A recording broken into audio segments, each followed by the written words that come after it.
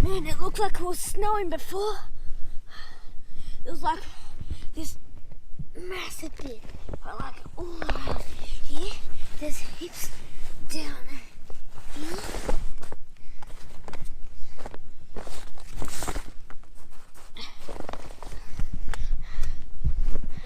And it tastes nice.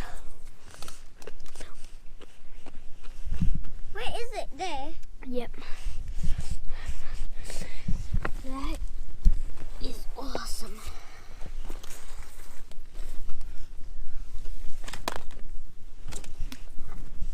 That is pretty cool. Oh, my mouth is cold. Today I've got a huge planting day. I need to get ready for spring. I'm a little bit behind on my spring plantings. I've got my tomatoes, capsicums and chilies and some of my eggplants in the hothouse growing. But I really need to be getting a few other things growing too.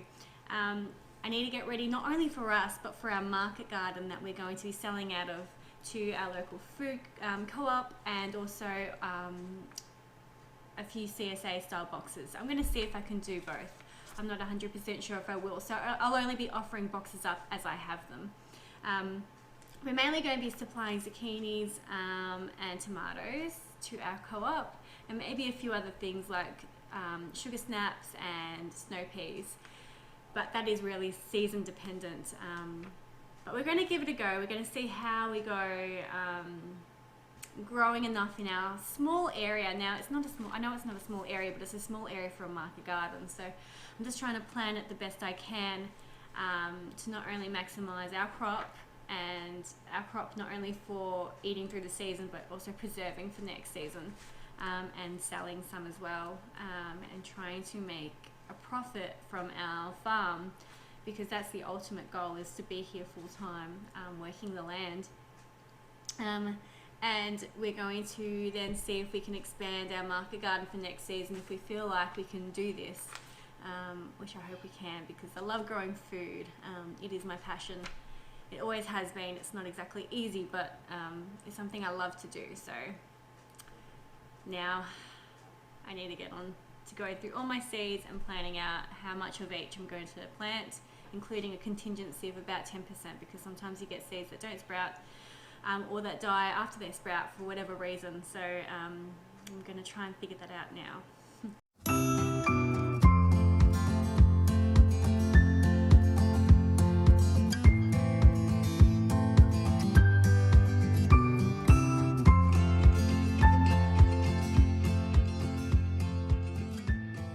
So there, I've got a huge list of spring plantings. I'm not entirely sure how I'm going to fit all this in the hothouse. I've got one of our chickens that I'm about to put in the oven for dinner. I'm hoping there'll be enough to make a chicken soup tomorrow with the carcass and some of the meat. And then over here I've got the savoury mince reheating, and I'm going to fry some eggs and eat that with that as well. So it should be a good lunch. I'm growing some more Queensland arrowroot. These are a great permaculture plant. These are mainly for the food forest. Actually, I'll probably put them all in the food forest. I'm growing them for their edible tubers and potentially make some tapioca flour out of them. But they are also a fantastic chop and drop mulch, and we want to be growing as much mulch as we can because our soils are so poor. And they're also a great windbreak. The only thing is they don't love frost, and we do get a little bit of frost here. I decided to grow them by seed because it was a heck of a lot cheaper to get the amount of plants I needed to fill our space. I think a plant was going to cost me about $20 plus postage, where I bought some seeds. I think it was under $5 posted. and they're like these hard little bullets. They're really, really hard. And I've already got some growing, and the way that I got them to sprout, because you need to scarify them, is to either sand them down with a little bit of sandpaper, but I'm a bit lazy and I don't want to go inside and get it, or you can just scratch it with a knife. So that's what I'm doing here. I'll get a bit bit closer.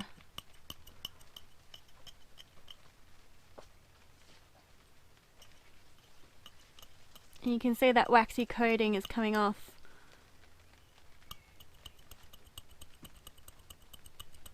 And so you just want to scratch it enough so that it can absorb the water and swell and start to grow. I'm going to show you quickly the ones that have already sprouted. It only took a few weeks. I was very, very impressed. I thought I was going to have a bit of trouble with these, but they've been really, really easy. So these ones here have already sprouted. So that one, the leaves uncurling, which is pretty cool.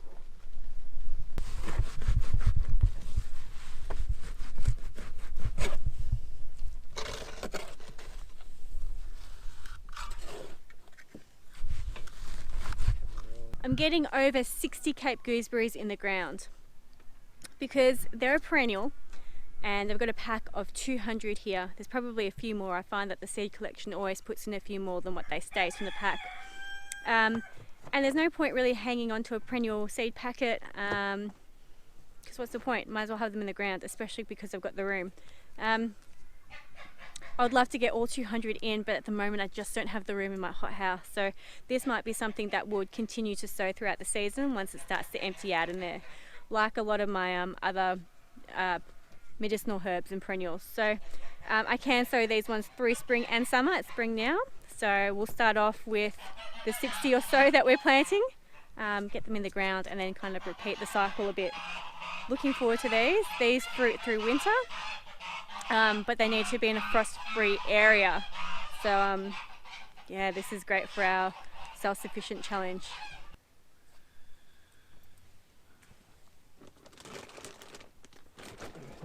And now I'm planting a whole tray of basil. This is from self-harvested seeds, so hopefully they do okay. But we're going to be using a lot of basil. We're going to be growing a lot of tomatoes. They're a great companion plant for the tomatoes and for a few other things, and basil is just amazing. And I can preserve it too. I can dry it, I can make pesto, I can freeze it, and I can put it in some oil. And of course I can put it in with my tomato sauces that I'm going to be making to put in the pantry, so it can never have too much of this stuff.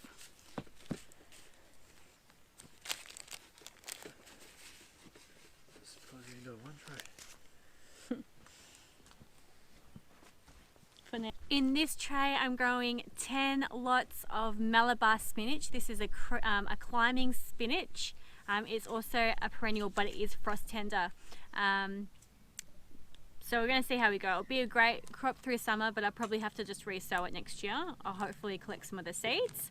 It's a great spinach for summer because it doesn't bolt. It loves the heat. And then I'm growing 10 lots of red celery. This is super cool. I saw this on Instagram. It's got green leaves, but the stalks are this beautiful pink color. It is a Chinese celery, I believe, and it's best in stir fries. It doesn't have a really celery flavor, but yeah, it's great cooked. It's not so much a snacking celery. And then I've got some, I don't know if I'm saying this right, but orach, and it's purple. It's this beautiful hot pink color, and I'm going to be using this like spinach too. So I'm going to do 10 of those as well. Now I'm growing a few more capsicums. I've got Californian Wonder, a few jalapenos, some Hungarian yellow wax, and these were given to me, and they're sweet red ram's horn pepper, so looking forward to trying those. Some more capsicums are going in, yellow wonder, sweet banana, and sweet cubanelle. I don't know. I'm going to plant out quite a few of my zucchinis. I'm going to use some expired golden zucchinis that I need to use up. What else do I need to use up? These gem squash, they're like a really round zucchini. I'm going to use them up because they're expired. And some of these Lebanese zucchini, so I'm going to get them all in the tray. I put the rest of the Lebanese zucchinis in here, and now I'm going to add the Trombonico zucchinis. I'm looking forward to these. I've tried a couple of times and had no success, but they look like fun, and we'll give it a go. I'm planting more zucchinis, grey, Cocozelle and Black Beauty. I'm planting a lot of these because this is part of our market garden, so I need to provide large quantities. This is really exciting. It's starting to rain again, so I'm going to move all my gear inside. I don't want my seeds to get wet, and before I finish planting these off, I'm going to harvest the rest of tonight's dinner.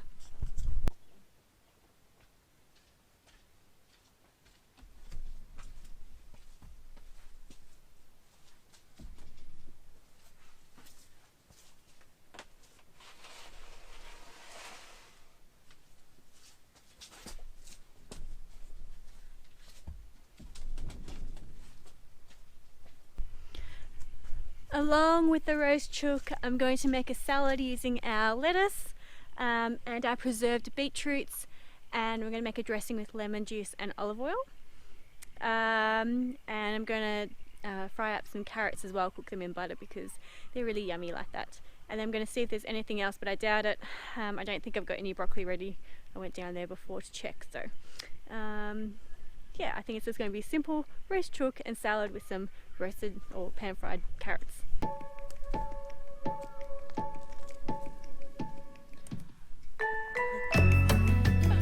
Look!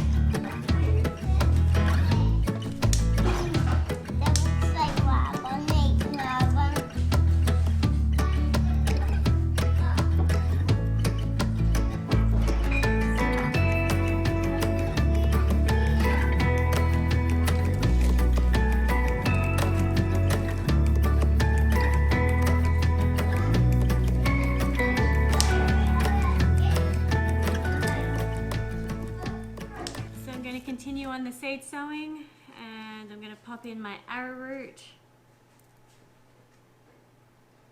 I'm going to pop in some more zucchinis because we are trying to grow these as part of a market garden.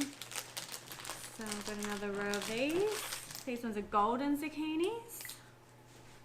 Now I'm planting out some rock melon. I've got Hale's Best, Eden's Gem and Planter's Jumbo.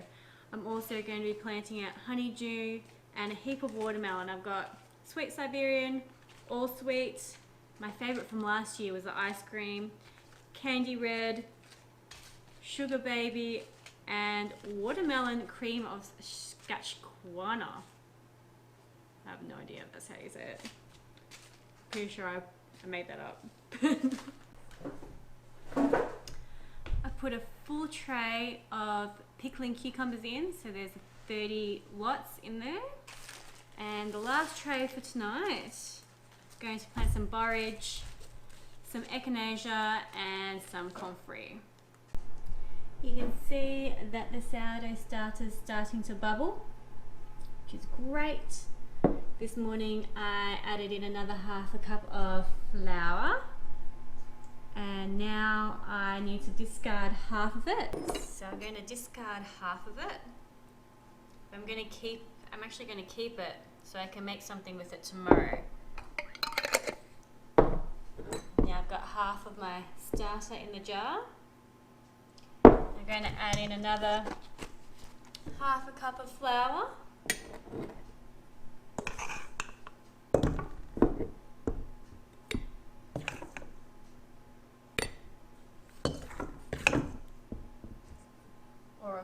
a cup, somewhere in between, I don't like to measure, and half a cup of water. And I'm going to mix it and aerate it. You can either feed it once a day or twice a day, depends how quickly you want to make your sourdough starter. So if I remember, I'll do it again in the morning, and if I don't, I'll do it at night. But I'm going to try and do it twice a day, just so I can get my starter up and going a little bit quicker. But back into its warm spot above my wood-fired oven. It's a great fermentation spot. Little girl is looking a little bit bloated again tonight, so we've given her medication again, and I'm hoping that she pulls through this and that it's not an ongoing issue for her, because this is not something we want to have to battle every other day when we're going out to feed her. It's really unfortunate, but I really hope she pulls through.